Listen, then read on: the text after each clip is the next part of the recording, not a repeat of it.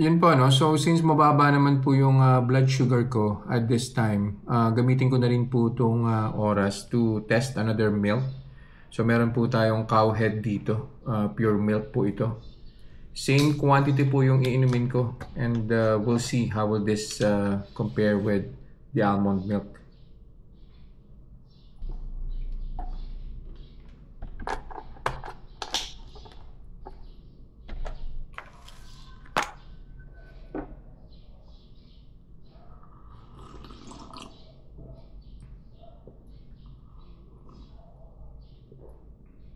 Yeah, nakaisang oras na po. So, kuha na po tayo ng blood sugar. And see kung ano pong blood sugar spike ni fresh milk. Cowhead yung brand.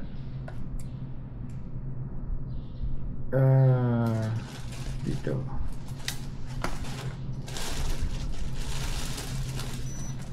Yan.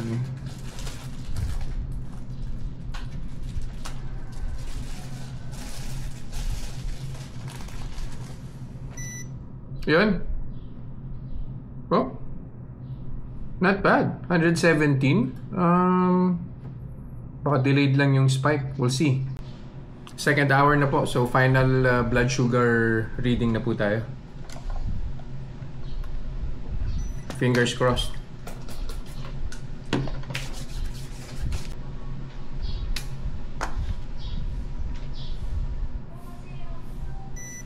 Yan. So, tingnan po natin kung ano po yung final blood sugar spike ni fresh milk. Yan. Weird talaga. Well, start po tayo ng 104. Umakyat po siya ng bahagya. I think 115 po yata, ano? Tapos ngayon, yung final blood sugar reading po natin is 103. So it seems na sobrang minimal po nung blood sugar spike, no? So sinukat ko po yung laman nung cup na yun. 200 ml po siya.